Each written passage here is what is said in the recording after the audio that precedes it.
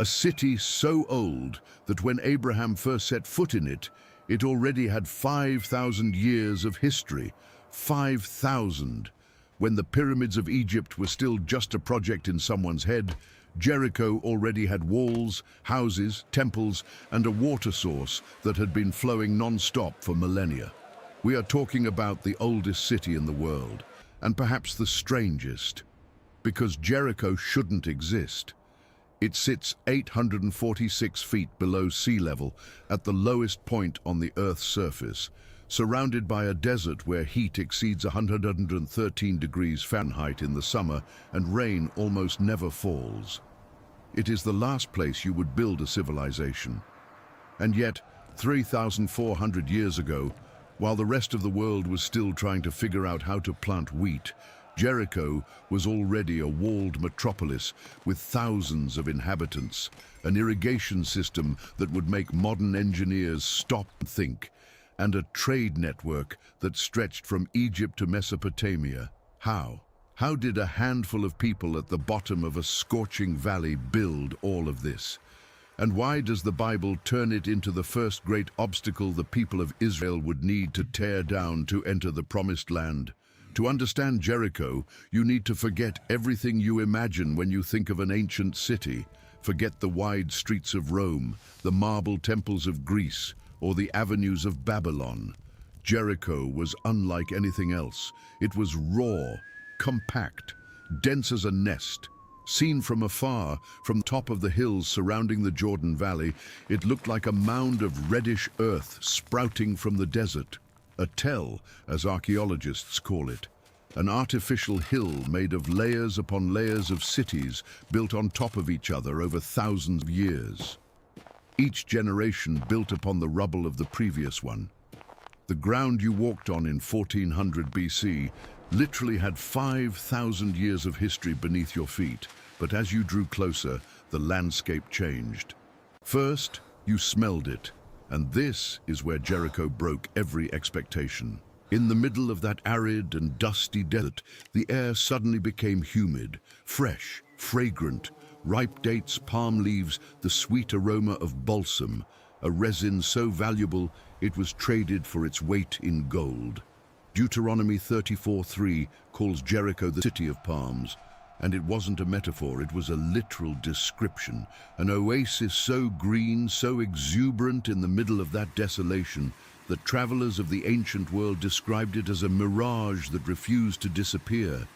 And the reason for all of this had a name, es-Sultan, a natural spring that gushed, and still gushes to this day, more than 1,000 liters of water per minute, without stopping, day and night, summer and winter, for at least 10,000 years. This spring was the heart of Jericho. Without it, there would be no city, no palms, no life, and the inhabitants knew it. The entire urban structure of Jericho was built around this water. Irrigation channels flowed from the spring like veins from a heart, feeding fields of barley, wheat, lentils, dates, and above all, the balsam plantations that made Jericho one of the wealthiest cities in the region. If you believe that something as extraordinary as an inexhaustible spring in the middle of the desert cannot be a coincidence, comment, God provides. Now, imagine you are a traveler. You have been crossing the Jordan Valley for days. Your skin is burned, your lips are cracked, your throat is dry. And suddenly, on the horizon, that impossible green appears. Palm trees swaying against a cloudless blue sky, and behind them, the walls of Jericho. This is the part that makes archaeologists argue to this day. John Garstang, the British archaeologist who excavated Jericho in the 1930s, found something he didn't expect: a double wall system. The outer wall was approximately 6 feet thick and 20 feet high, the equivalent of a 2-story building. On the inside, separated by a space of 10 to 13 feet, there was a second wall, even taller and thicker. And the space between them. It wasn't empty. It was filled with houses. People literally lived inside the city walls, houses built of mud brick, supported on one side by the outer wall and on the other by the inner wall, with stairs leading to the top of the wall. Think about how absurd that is. You live inside your city's defensive wall. Your house is the wall. If an army attacks, the first to feel the impact of catapult stones, if they even had catapults at that time, are the residents of these houses. And even so, it was considered a privilege, because living in the walls meant you were close to the city gates, close to the trade routes, close to the action. And it is exactly here that the Bible enters with a detail that connects everything. Joshua says that Rahab, the woman who hid the Israelite spies, lived in a house built into the wall itself. The text literally says she lowered the spies by a rope through the window, for her house was as part of the city wall, and she dwelt upon the wall. When Garstang and later Kathleen Kenyon in the 1950s confirmed there were houses built between the double walls, the biblical text gained a layer of reality that no one expected. But life in Jericho wasn't just walls and defense. It was daily life. It was routine. It was people waking up before the sun rose because the midday heat made any work impossible. Let's go inside. Imagine it is dawn. 4, maybe 5 in the morning. The sky is still dark, but the eastern horizon, on the side of the Dead Sea, is already starting to brighten with a thin orange line. The silence is almost total. Almost.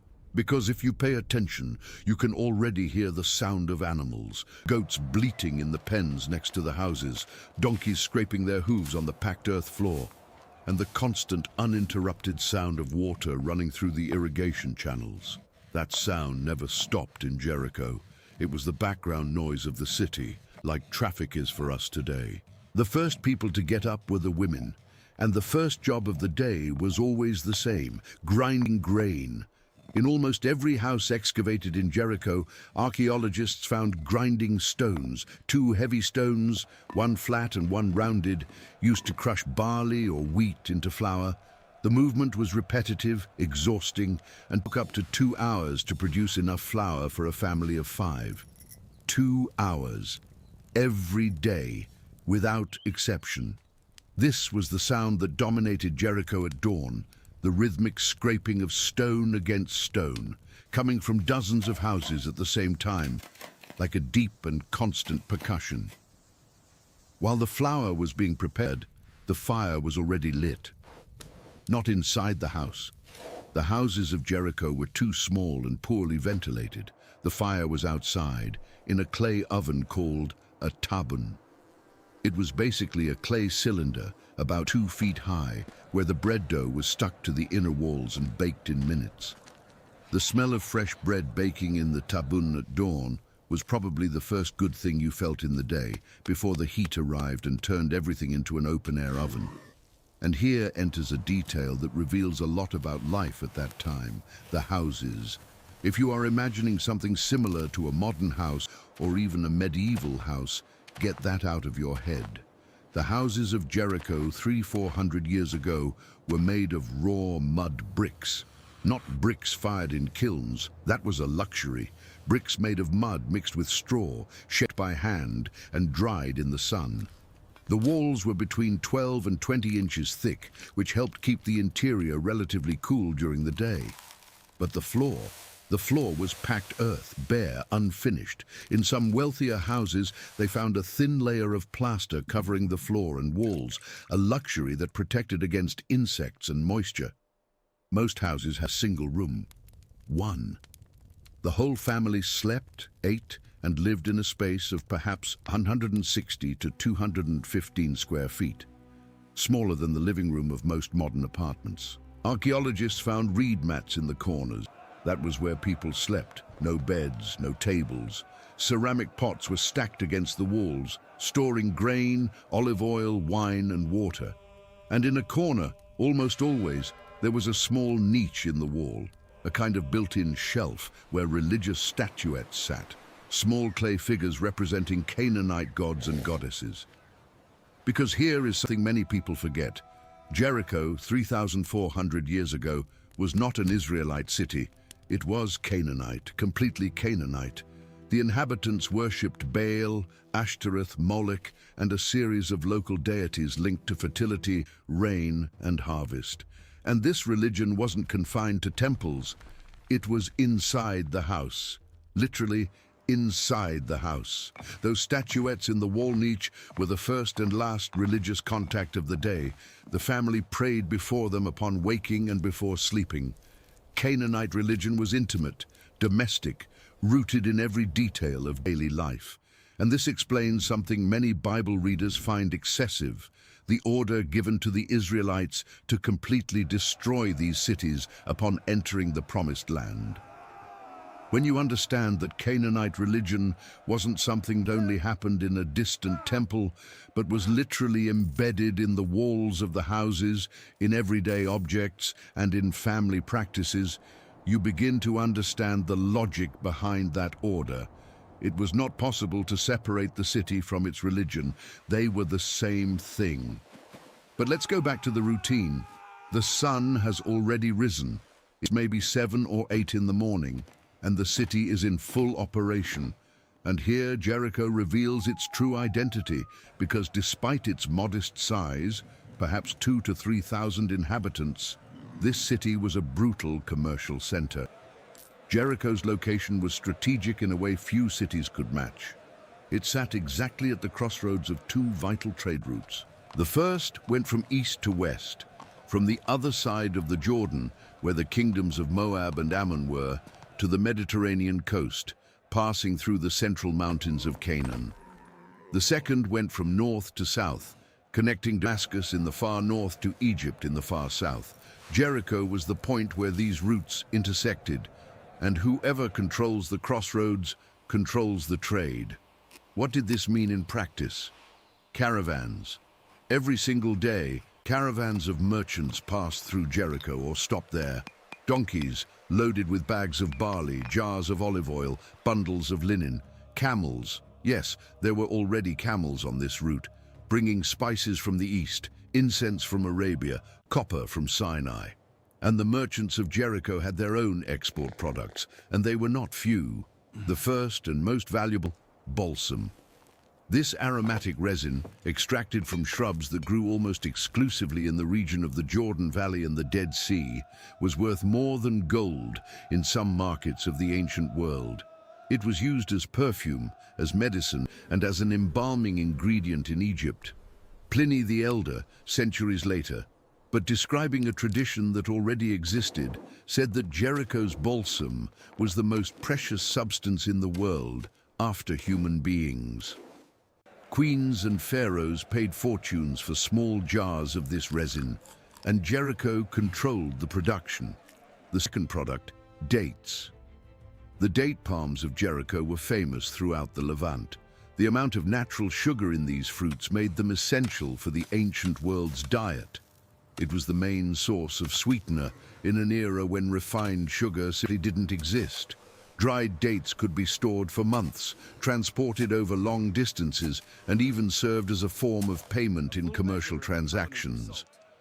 When the Bible calls Jericho the city of palms, it is saying in modern terms, this was the sugar capital of the ancient world. And the third product, and this is the most surprising, was salt. Jericho was less than 10 miles from the Dead Sea, the saltiest body of water on the planet. Salt was extracted from the shores and traded as a food preservative, as currency, and as a ritual element in religious sacrifices. The word salary comes from the Latin salarium, which in turn comes from sal, because Roman soldiers were paid in salt. This relationship between salt and wealth already existed millennia before Rome, and Jericho was sitting on top of one of the largest sources in the world. So when you put it all together, balsam, dates, salt, plus the position at the crossroads of trade routes, Jericho was not a small town lost in the desert. It was a regional economic powerhouse, small in size, giant in influence, and that explains why it had such impressive walls. Walls are expensive. They require labor, materials, and constant maintenance. Only wealthy cities can afford to build and maintain defense systems of that scale. And Jericho was rich, very rich. But here is the detail no one tells you, and it completely changes how you imagine the daily life of this city. All this wealth generated a deeply unequal society.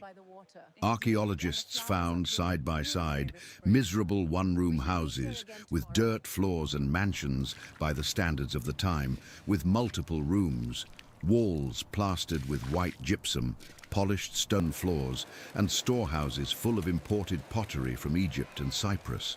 The distance between the poorest and the richest resident of Jericho was brutal, and this inequality shaped absolutely everything, from who ate what to who had access to water first.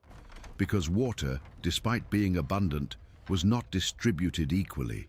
The irrigation channels that came from the es-Sultan spring passed first through the properties of the wealthiest, the landowners, the balsam merchants, the elite who lived in the larger houses near the city center. Only later, already with less volume and more dirt, did the water reach the peripheral areas where the workers, artisans, and humble farmers lived. It was a caste system disguised as urban geography. Those who lived closer to the spring lived better. Those who lived on the edges survived. If you are impressed by the level of organization and injustice that already existed 3,400 years ago, leave a like now, because this story is about to get even more intense. And this leads us to a question that is rarely asked. What was it like to be poor in Jericho? Because movies and biblical illustrations usually show ancient cities as if everyone lived more or less the same. Everyone in sandals, everyone in tunics, everyone at the same level. But reality was radically different. A common worker in Jericho woke up before everyone else. He didn't have the luxury of waiting for the sun to brighten the sky. He left home in the dark, walked to the cultivation fields outside the walls, and worked bent over under the sun for 8, 10, sometimes 12 hours. His diet was basically barley bread, not wheat because wheat was more expensive, accompanied by raw onions, a few olives, and if he was lucky, a bit of goat cheese. Meat? Almost never. Meat was for feast days or religious sacrifice, and even then, only the best cuts went to the elite. The workers were left with the leftovers, entrails, bones, cartilage. Life expectancy? 35 years, maybe 40 if you were very lucky and didn't catch any serious infection. The skeletons found in the excavations of Jericho tell a brutal story. Severe arthritis in 25-year-olds, teeth destroyed by the wear and tear of flour full of sand from the grinding stone, broken bones that were never treated properly and calcified crookedly. And the children, the infant cemeteries of Jericho, are the quietest and most devastating part of the entire excavation. Infant mortality was extremely high. It is estimated that 1 in 3 children did not reach the age of 5. Infections, dehydration, and intestinal diseases caused by contaminated water in the poorest areas of the city. And yet people stayed there. Generation after generation, century after century, building on the rubble of those who came before. Because despite everything, Jericho offered something the surrounding desert did not: water, trade, and the protection of those walls. But who exactly did the walls protect against? And what happened inside the temples of Jericho when the sun went down? Because if the daytime life of the city was hard, what happened at night in the Canaanite religious rituals is the kind of thing that made the Bible treat this city as the first enemy to be eliminated when Israel crossed the Jordan. And prepare yourself, because what comes next will completely change the image you have of this city. When the sun disappeared behind the mountains to the west and shadows swallowed the Jordan Valley, Jericho transformed. The city gates were closed, thick wooden logs locked with bronze bars, and no one entered or left until dawn. Resin torches lit at the highest points of the walls cast a flickering orange light over the narrow streets. And in the temples, the rituals began. Canaanite religion was not like the religions most of us know today. There was no sacred book. There was no unified moral doctrine. What there was fear, deep, visceral, constant fear. Fear that the gods would get angry and the rain wouldn't come. Fear that the spring would dry up. Fear that the harvest would fail and hunger would kill half the city. And what do people do when they are afraid? They try to please what they fear at any cost. Baal was the main god, the lord of the storm, the owner of the rain, the one who decided if the land would produce or die. And Baal was not a kind god. In the Ugaritic texts, discovered in Ras Shamra, Syria, dating exactly to this era, Bashil is described as violent, unpredictable, capable of destroying entire cities in a fit of rage. To please him, blood was needed. Animals were slaughtered on the altar, goats, bulls, lambs, and the blood was poured directly onto the sacred stone while the priests chanted in a language the common people didn't always understand. The smell of fresh blood mixed with burning incense was the perfume of Canaanite religion. That was how you knew a ritual was happening, by the smell that spread through the narrow streets of the city at nightfall. Alongside Baal was Ashtoreth, the goddess of fertility and war. It seems contradictory, but for the Canaanites it made perfect sense. Fertility and violence were the two sides of survival. Ashtoreth was worshipped with dances, food offerings, and ritual prostitution practices that the biblical texts repeatedly condemn. Men and women served in the temples of Ashtoreth not as priests in the sense we know, but as bodies offered to the goddess.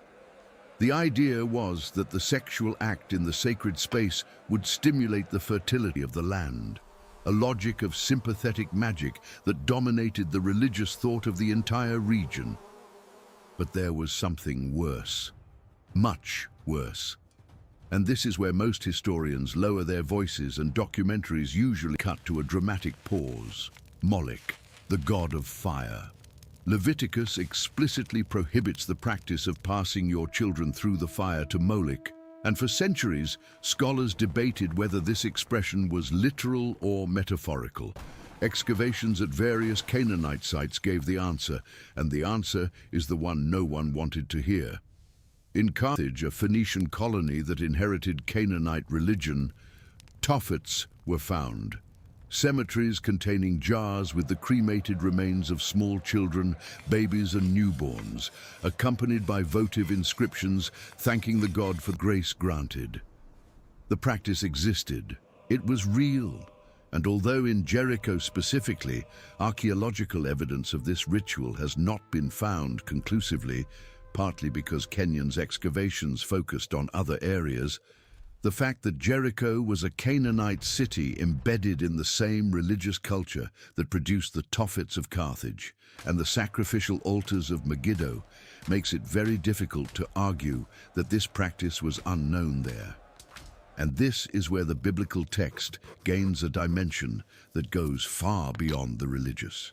When Deuteronomy says that the Canaanites even burned their sons and daughters in the fire to their gods, it is not just using rhetoric, it is describing a reality documented by archaeology. And when Joshua receives the order to destroy Jericho completely, walls, houses, inhabitants, animals, everything, that order, as brutal as it may seem to our modern eyes, does not arise in a vacuum. It arises in the context of a culture where child sacrifice was a real possibility, where religion was so ingrained in the social fabric that there was no way to separate one from the other. You may agree or disagree with the order, but you cannot ignore the context in which it was given. And if this kind of biblical and historical information that no one else shows interests you, subscribe to the channel now, because each new video goes deeper than the last. But let's talk about who ruled Jericho, because this city was not a democracy. It wasn't even a monarchy in the sense we know. Jericho, 3,400 years ago, was a vassal city-state, a vassal of Egypt.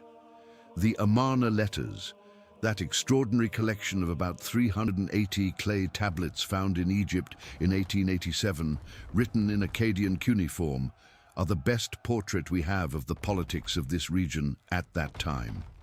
They are diplomatic letters exchanged between pharaohs Amenhotep III and Akhenaten and the rulers of the city-states of Canaan, including cities neighboring Jericho. And what these letters reveal is a brutal control system. The Canaanite kings, and the word king here is generous, because in practice they were local governors with little real power, owed total obedience to the pharaoh. They paid heavy tributes in grain, olive oil, wood, slaves, and gold.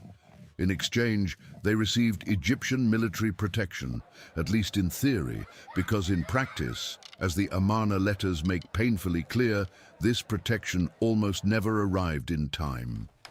Letter after letter, Canaanite rulers write to the pharaoh begging for help. May the king, my lord, send troops. The Habiru are attacking. The cities are falling. If the king does not send help, all will be lost. The Habiru, a term that may or may not be related to the Hebrews, and that debate alone would fill an entire video, were semi-nomadic groups that attacked the city-states of Canaan with increasing frequency during this period. And the pharaoh? The pharaoh was too busy with his own problems, religious revolutions, internal disputes, the maintenance of an empire that stretched from Sudan to Syria, to worry about the cries for help from some minor kings at the end of the world. The result? Jericho, like all Canaanite cities of that time, lived in a permanent state of insecurity. It paid tribute to a distant empire that promised protection and rarely delivered. It faced attacks from nomadic groups that grew bolder every year, and it still had to deal with the intrigues and betrayals of neighboring kings, because the Amarna letters also reveal that these local rulers spent as much time conspiring against each other as they did fighting external enemies. And it is in this scenario of chronic instability that the daily life of Jericho continued, because regardless of who was in power, regardless of which army was marching toward the walls, common people still needed to eat, work, raise children, and survive. Let's talk about what they wore. It seems like a minor detail, but it reveals more about the social structure of Jericho than any political treaty. The vast majority of the population wore linen fiber woven on hand looms, usually by the women of the family themselves. The fabric was thick, rough against the skin, and natural in color, a yellowish beige that faded to almost white under the desert sun. It was functional, not beautiful, a simple knee-length tunic for men, a longer ankle-length tunic for women, no elaborate seams, no adornments, no color, unless you were rich, because if you were, everything changed. Fabrics dyed with purple extracted from the murex, a mollusk found on the Phoenician coast, cost more than 20 times the value of common fabric.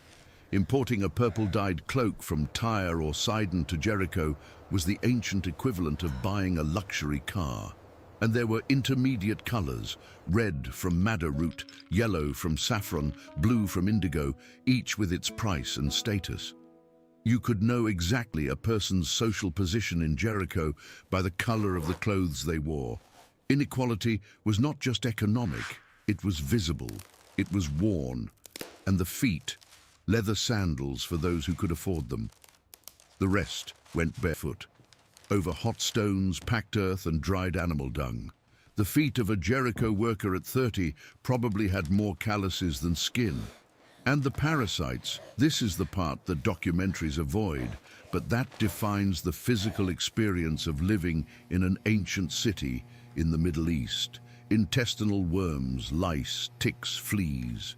Analyses of coprolites, fossilized feces, found in archaeological sites in the region, reveal parasitic infestations in practically 100% of the population. Everyone had worms. It was as universal as breathing, and there was no treatment. You simply lived with them until they killed you, or you died of something else first. Now, let's go to the middle of the day. The sun is at its zenith.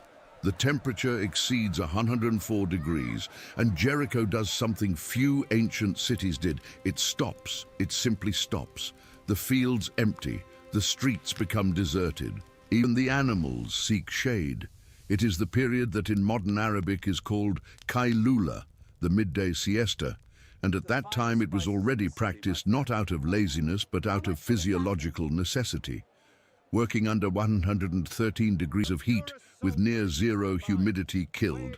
Literally, heat stroke and dehydration were silent and fast killers. So the entire city retreated for 2 or 3 hours. Families huddled inside their homes. The thick mud brick walls kept the interior perhaps 10 degrees cooler than the outside. It wasn't comfortable, but it was bearable. Children slept. Adults rested or did manual labor that didn't require physical effort. Mending nets, shaping pottery, weaving palm baskets. It was the only time of day when the whole family was together in the same space, because the rest of the time each member was busy with their function. And the children, what was it like to be a child in Jericho? Forget any concept of childhood as we know it. It didn't exist. A 6-year-old child in Jericho was already working. Boys accompanied their fathers in the fields or learned the family trade. Pottery, weaving, leather tanning. Girls learned to grind grain, bake bread, carry water. Toys existed. Archaeologists found small animal figures molded in clay, probably made by the children themselves. But playtime was minimal. Childhood was accelerated training for adulthood. And adulthood started early because it ended early. And children had another crucial role: life insurance. In a society without retirement, without a health system, without any social protection network, your children were your only guarantee of survival in old age, if you even reached old age. Having many children was not a choice, it was a survival strategy. And this explains why fertility was so central to Canaanite religion. It wasn't a cultural obsession, it was practical desperation transformed into theology. When the afternoon progressed and the heat began to subside, Jericho awakened again. And it was during this period, from late afternoon until nightfall, that the social life of the city really happened. The city gates, during the day, were not just entrances and exits. They were the political, legal, and social center of Jericho. It was at the gates that the elders sat to judge disputes. Who stole whose goat, where one's land ends and the other's begins. How much the bride who was promised and then rejected is worth. The gates of a Canaanite city functioned as a court, city hall, and public square all at once.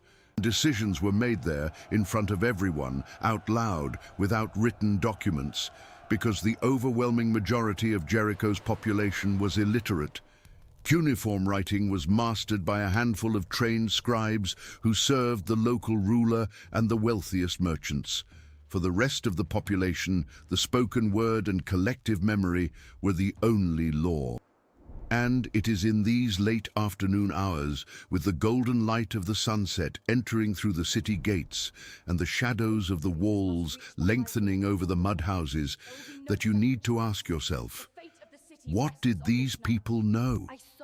What did they think existed beyond those walls, beyond that valley, beyond that horizon of dry mountains? Because the answer is surprising. They knew much more than we imagine. The trade routes that passed through Jericho didn't just bring goods. They brought information, stories, news. A merchant coming from Egypt brought accounts of the gigantic temples of Thebes, of the river that flooded every year and covered the land with fertile mud, of a pharaoh who decided there was only one god, the solar disk, and almost destroyed the empire because of it. A caravaneer coming from Mesopotamia told of cities where towers touched the sky, where priests read the future in the entrails of sacrificed animals, where entire libraries made of clay tablets existed.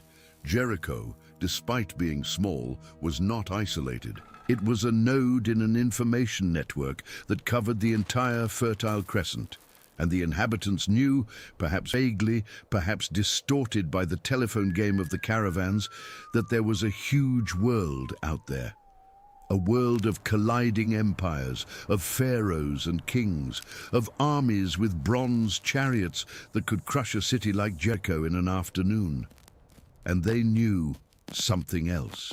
Something that was probably whispered at the city gates with a mixture of skepticism and fear. There were rumors about a people who had come out of Egypt, from Egypt itself, the most powerful empire in the world, not as ordinary fugitives, but in a way no one could properly explain. They said the sea had opened for them to pass. They said they had wandered in the desert for 40 years and didn't die. They said their God, one God alone, without an image, without a statue, without a temple, was different from all the others. Stronger, more terrible, and they said this people was coming here, coming to Jericho. Rahab, the woman of the wall, said exactly that to the Israelite spies in Joshua 2:9-11. Her words are extraordinary. She said, "I know that the Lord has given you the land, and that the terror of you has fallen upon us, and that all the inhabitants of the land melt away before you. For we have heard how the Lord dried up the water of the Red Sea before you when you came out of Egypt. As soon as we heard it, our hearts melted, and there was no spirit left in any man." The news had arrived. Through all those trade routes, through all those caravans, through all those merchants who entered and left through the gates, the news had arrived, and Jericho was afraid. But this fear didn't come from nowhere. And what was about to happen to the walls of Jericho, to those double walls that housed entire families, to that defense system that had protected the city for centuries, would be so sudden and so total that archaeologists 3,400 years later would still find the grain jars full, untouched, buried in the rubble, as if the city had been destroyed so quickly that no one even had time to loot the pantry. But let's step back. Before talking about what happened, we need to talk about what archaeology found. Because what is buried in the tell of Jericho tells a story so detailed, so precise, that it is almost like reading a photograph of the last day of that city. When Kathleen Kenyon excavated the layers corresponding to the late Bronze Age in the 1950s, she found something that deeply disturbed her. A layer of destruction so violent, so absolute, that it left no room for a soft interpretation. First, the walls. The walls of Jericho were not knocked inward, as happens when a breaking army pushes a wall with battering rams. They fell outward and downward, forming a ramp of rubble at the base of the hill on which the city stood. This is extraordinarily unusual. Defense walls, when they collapse under attack, collapse inward because the force comes from outside. Walls that fall outward suggest something different. They suggest the force came from below, from the ground. And here is where geology enters the conversation. Jericho sits on the Dead Sea Fault, one of the most active tectonic fractures on the planet, part of the Great Rift Valley that extends from Syria to Mozambique. Earthquakes happen there with documented frequency. In 1927, a magnitude 6.2 earthquake shook the region and caused landslides that temporarily blocked the Jordan River for more than 20 hours. The river simply stopped flowing, water accumulated upstream, and the riverbed downstream became dry enough to cross on foot. This happened in 1927. Documented, photographed, and the biblical text in Joshua describes exactly this phenomenon. The waters of the Jordan piled up far away at the city of Adam, allowing the Israelites to cross on dry ground. The same type of geological event, in the same river, in the same valley, on the same tectonic fault. Coincidence, perhaps, but it's the kind of coincidence that makes even the most staunch skeptics raise an eyebrow. Back to the rubble. On top of the layer of fallen walls, Kenyon and later Bryant Wood, who reanalyzed Kenyon's data in the 1990s with more modern methods, found a layer of ash. Not a thin layer, the kind an accidental fire would leave. A thick layer. In some places, more than 3 feet of compacted ash, charcoal, and charred debris. Jericho didn't just fall, Jericho burned. It burned entirely. And it burned with an intensity that transformed mud bricks into vitrified ceramic, which requires temperatures above 1800 degrees Fahrenheit sustained for hours. Joshua says, "And they burned the city with fire and all that was in it." Archaeology found exactly that. Exactly. And under that layer of ash in the rubble of the destroyed houses were the grain jars. Dozens of them, full, barley and wheat grains charred by the fire, but clearly whole at the moment of destruction. The jars were not empty. They had not been looted. And this changes everything. Because when an army conquers a city in the Bronze Age, the first thing they do is loot the food stores. Grain was wealth. Grain was currency. Grain was what kept an army on march. No general in the ancient world, none, would destroy a city and leave the grain behind, unless he had received a very specific order not to touch anything. Joshua 6:18-19. But as for you, keep yourselves from the things devoted to destruction, lest when you have devoted them, you take any of the devoted things and make the camp of Israel a curse. But all silver and gold and every vessel of bronze and iron are holy to the Lord. The order was clear: take nothing, burn everything. And the archaeological record shows that is exactly what happened. A city destroyed and burned with its provisions intact. This is not a forced interpretation. It is what the data shows. And the full jars say one more thing. They say at what time of year the destruction happened. Jars full of newly harvested grain mean the city fell shortly after the spring harvest, which in the Jordan Valley happens between March and April. Joshua records that the Israelites celebrated Passover on the plains of Jericho on the 14th day of the first month, which corresponds exactly to that period. The harvest had just come into the granaries. The jars were full, and the city was destroyed before the population had time to consume those supplies. The biblical chronology and the archaeological chronology coincide with a precision that is, at the very least, disconcerting. But there is another detail, a detail that almost no one mentions, and that is perhaps the most revealing of all. Jars full of grain also mean that Jericho did not fall after a long siege. In a prolonged siege, weeks, months, the population would consume its reserves. The jars would be empty or nearly so. The city would be starving. But that is not what archaeology shows. Archaeology shows a city that fell fast, very fast, with the pantry full. Now imagine the scene. Try to put yourself inside those walls in the final hours. You are an inhabitant of Jericho, a potter, a farmer, a mother with 3 children. You have heard the rumors for months. The people who came out of Egypt, the God who opened the sea, and now they are here, camped on the other side of the Jordan. You saw when they crossed the river, and the river was dry, as if someone had turned off a faucet, and that alone was enough to make the blood freeze in your veins.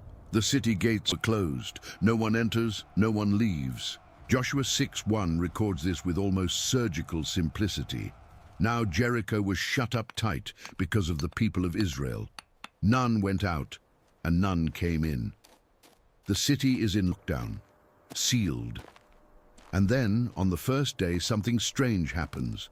They don't attack, they march, a silent procession of armed men followed by priests carrying a wooden ark covered in gold, followed by more armed men, and they walk around all of Jericho. Once, in silence, without shouting, without threatening, without launching arrows, they just walk, and then they go back to the camp, and the next day they do the same thing, and the next day, and the next. 6 days. 6 days of silent marching around the walls. 6 days in which the inhabitants of Jericho watched from the top of the wall without understanding what was happening. And the psychological effect of this, which no archaeological analysis can measure, but which any human being can imagine, must have been devastating, because fear of the unknown is always worse than fear of visible danger. If they had attacked on the first day, the defenders of Jericho would have reacted. They would have fought. Adrenaline would have replaced the dread. But this slow, repetitive, inexplicable march, what do you do with that? How do you defend yourself against enemies who don't attack, who just walk in circles around your city as if they are waiting for something you can't see? Each night after they returned to camp, the inhabitants of Jericho must have argued, debated, shouted at each other. What are they doing? What do they want? Why don't they attack? Is it a trick, a distraction? The king, or governor, or whoever was in command, must have been as lost as the lowliest peasant. And then came the seventh day. And on the seventh day, they didn't march once.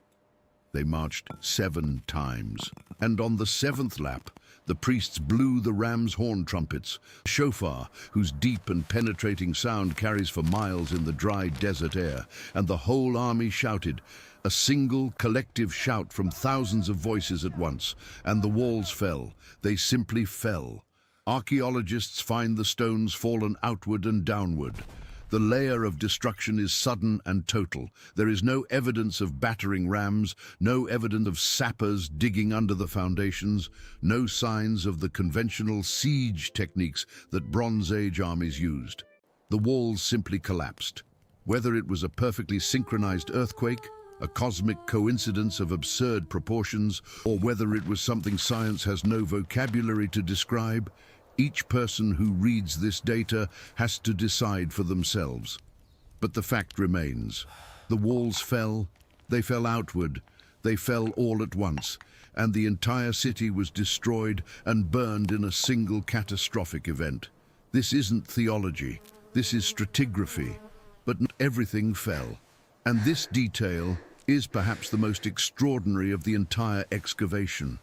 In the northern portion of the tell, archaeologists found a small stretch of the lower wall that remained standing. The houses built against this section of the wall did not collapse. They didn't burn. They survived intact, while the rest of the city was reduced to ash and rubble.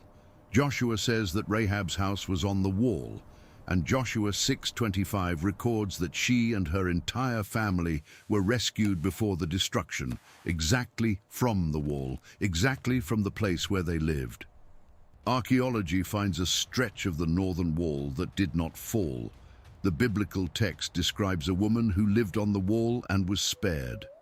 Another coincidence? The catalogue of coincidences in Jericho is already long enough to make any statistician uncomfortable. And then, silence. Jericho was cursed. Joshua pronounced a curse on anyone who tried to rebuild the city. At the cost of his firstborn shall he lay its foundation, and at the cost of his youngest son shall he set up its gates. And indeed, archaeology shows that the site remained unoccupied for a long period after the destruction. The layer of ash was slowly covered by natural erosion, wind-blown dust, and sediment carried by rain. No one built on those ruins. No one dared. The oldest city in the world, the oasis that had attracted human beings for more than 10,000 years, was empty, abandoned. The charred ruins baking under the desert sun, while the valley winds blew sand over what remained of those double walls, those bread ovens, those looms where women wove linen, those gates where elders judged disputes, that irrigation system that turned the desert into a garden. And it is here that the story of Jericho stops being about a city and becomes about something much larger, because Jericho was not just a city, it was a symbol. It was the gateway to Canaan, the first barrier between the Jordan plains and the central mountains where the Israelites would establish their territory. Conquering Jericho was like knocking over the first domino, and the way it was conquered, without a conventional siege, without superior military technology, without any of the strategies that any Bronze Age general would consider rational, was a message not just for the Israelites, but for all the other cities of Canaan that were watching, that were hearing the accounts of the refugees who fled before the gates closed, that were trying to understand what had happened to those walls that seemed impregnable. The message was simple, and it was the same message Rahab had articulated before the destruction. The God of this people is different. and he is here. But beyond theology and geopolitics, there is something deeply human in this story that deserves to be said. Those people who lived in Jericho, the potters, the farmers, the mothers, the boys who molded clay figurines in the few free minutes between work and sleep, were real people. They weren't extras in a cosmic drama. They weren't theological abstractions. They were human beings who woke up before dawn, who ate hard bread with salty olives, who felt the brutal midday heat in their bones, who were afraid of the dark and afraid of the future and afraid of the gods they themselves had created to explain a world they didn't understand. They loved their children with the same irrational ferocity with any parent loves theirs. They worried about the harvest with the same anxiety that someone today worries about next month's rent. They looked at the stars above the Jordan Valley, the same stars you see when you look at the sky on a clear night, and they asked themselves the same questions you ask yourself. Where do we come from? Where are we going? What happens when all of this ends? 3,400 years later, the tell of Jericho is still there. An artificial hill 60 feet high made of layers upon layers of stacked civilizations, each layer an entire city that lived, died, and was forgotten. And the layer we explored today, the Jericho of the late Bronze Age, the Jericho of Rahab, the Jericho of the walls that fell, is buried under tons of earth and history, but it still speaks.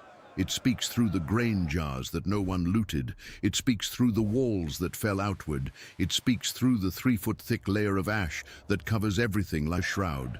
And it speaks through the silence that came after, the centuries in which no one dared to rebuild over those cursed ruins. If you've made it this far, click on the next video appearing on your screen. I promise it will take you even deeper into this ancient world that most people have never known. But this story doesn't end in the rubble. Because Jericho, unlike so many other ancient cities that disappeared forever under the sand, didn't really die. It came back. Not immediately. There were centuries of silence, centuries in which that mound of charred ruins sat there as a silent monument to what had happened. But the water kept gushing. Elisha's spring, es-Sultan, never stopped. 1,000 liters per minute, year after year, century after century, indifferent to the empires that rose and fell around it. And water, in the end, always wins. It always draws human beings back. First came temporary camps, nomads who stopped to drink and water their flocks. Then came more permanent settlements. In the time of Herod the Great, more than 1,000 years after the destruction Joshua brought, there was already a new Jericho, not on the old tell, but nearby, a luxurious winter palace with irrigated gardens, ornamental pools, and Roman-style colonnades. Jesus passed through this Jericho. Zacchaeus climbed a tree in this Jericho to see the Nazarene pass. History kept accumulating, layer upon layer, exactly like the tell. And today, if you go there, and you can go, Jericho is a living city, with nearly 25,000 inhabitants, with noisy markets and children running through the streets and the smell of coffee with cardamom coming from open doors. You will find something that few experiences in the world can offer. You will stand in a place where human beings have lived continuously for longer than at any other point on the Earth's surface. 10,000 years, maybe 12,000, and the spring is still there. The same water that first group of hunter-gatherers discovered when they came down from the hills and found that impossible oasis in the middle of the hottest and lowest valley in the world. The same water that irrigated the barley fields, that filled those jars that no one looted. The same water that even today makes palm trees grow where, by all climatic logic, only stone and dust should exist. The old tell sits there, northwest of the modern city, 60 feet high, surrounded by a modest fence and some information signs that don't do justice to what is under your feet when you walk there. The tourists who visit, and there aren't as many as there should be, usually stay 15-20 minutes. They take photos, they read the signs, and they leave without understanding that every step they took was over the compacted remains of an entire civilization. That under that dusty surface are the houses where families slept huddled on reed mats, the ovens where bread was baked before dawn, the bones of children who never reached the age of 5, the amulets of gods no one remembers anymore, the charred seeds of fruits that someone planted hoping to harvest next season, not knowing there would be no next season. All of that is there, compressed, silent, waiting for someone to care enough to excavate not just the soil, but the meaning. And perhaps that is the final point that needs to be said about Jericho. It's not about walls that fell, or armies that marched, or grain jars that tell the calendar of a catastrophe. It's about what it means to be human in a world you don't control. The inhabitants of Jericho built everything they knew how to build: double walls, watchtowers, irrigation systems that turned desert into garden, full granaries, trade networks that stretched for thousands of miles. They did everything right. By the logic of engineering, by military logic, by economic logic, by the logic of any metric the ancient world used to measure security, they were protected. And yet, in a single day, everything collapsed, literally. Stone by stone, brick by brick, everything came down and was consumed by fire. And before you think this is a lesson exclusive to the ancient world, look around you. Look at the structures you've built, not of stone and mud, but of routine, of career, of 5-year plans, of certainties you repeat to yourself before sleeping. Look at the walls you've erected around your life to protect yourself from the chaos that exists outside. And ask yourself, are they as solid as you believe? Jericho teaches us that the difference between stability and ruin can be measured in hours, that the world can change between the dawn and sunset of a single day, and the only thing that survived the destruction of that city intact, the only thing, was a woman who made a choice. Rahab had no army. She had no walls of her own. She had no technology, no political power, no wealth. She had a piece of information and a decision. She knew how to recognize what was coming, and she acted. 3,400 years. That is the time that separates you from that potter who woke up before the sun rose, who felt the wet clay between his fingers, who took his vessels to the gate market and returned home with dates and barley, who sat on the doorstep at the end of the day and saw the Jordan Valley sky turn red while the mountains of Moab darkened on the horizon. 3,400 years is a long time, but it is not enough time to change the things that really matter. That man wanted what you want: security, food on the table, a future for his children. An answer, any answer, to the question that won't go away. What is all this for? What is the point of being alive? He didn't find the answer. Perhaps you won't find it either, but the fact that both of you, separated by 120 generations, by entire empires that were born and died in the interval, ask the same question, looking at the same sky, proves that there is something in human beings that no wall can contain and that no destruction can erase. Jericho fell, but the question survived. And as long as there is someone willing to ask it, the story continues. Click on the video appearing on your screen now. I set aside, especially for those who watched this one until the end.